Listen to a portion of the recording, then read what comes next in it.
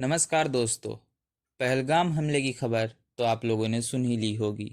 तो देख उधर लाश है, देख कैसे है नीचे। हाँ, ठीक है। एक इंसान आया, उसने उसको गोली मार दी। यहाँ इस हमले के बाद पूरा देश बदले की आग में जल रहा है। जगह जगह प्रोटेस्ट हो रहे हैं और देश की जनता ये मांग कर रही है कि पाकिस्तान पर हमला करो।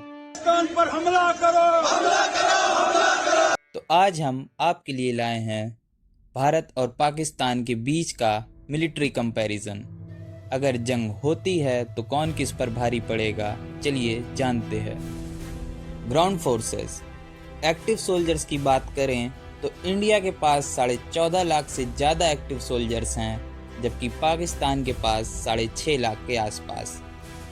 टैंक्स की बात करें तो इंडिया के पास करीब 4700 मेन बैटल टैंक्स हैं जैसे T-90 और अर्जुन, जबकि पाकिस्तान के पास लगभग 2400 टैंक्स हैं जैसे अल खालिद और T-80।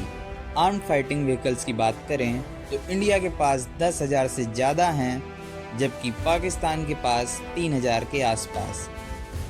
आर्टिलरी गन्स यानी टोड और सेल्फ प्रोपेल्ड गन्स की बात करें तो इंडिया के पास लगभग 4800 यूनिट्स हैं, जबकि पाकिस्तान के पास करीब 1700।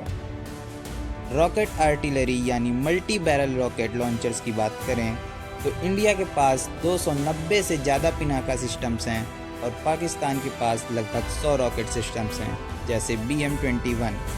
चलिए अब एयर पावर की तरफ बढ़ते हैं।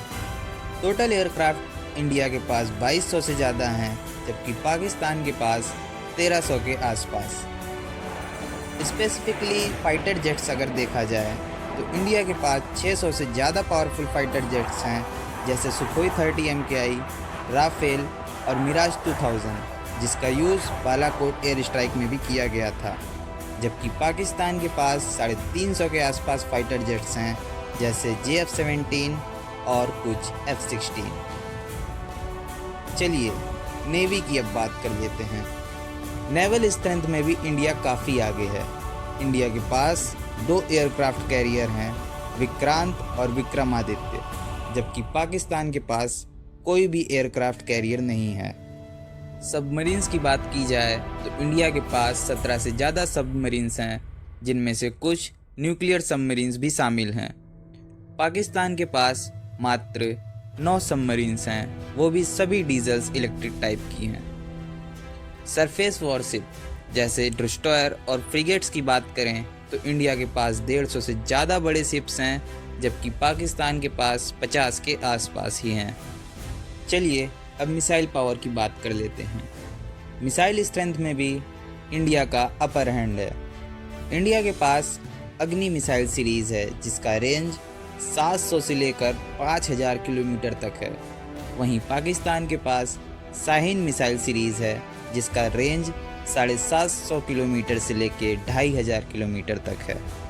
क्रूज़ मिसाइल कैटेगरी में इंडिया के पास ब्रह्मोस जैसे फास्ट क्रूज़ मिसाइल हैं जो मैक 2.8 की स्पीड से उड़ते हैं, जबकि पाकिस्तान के पास बाबर और हारबा जैसे क्रूज़ मिसाइल्स हैं जो सबसोनिक स्पीड से काम करते हैं।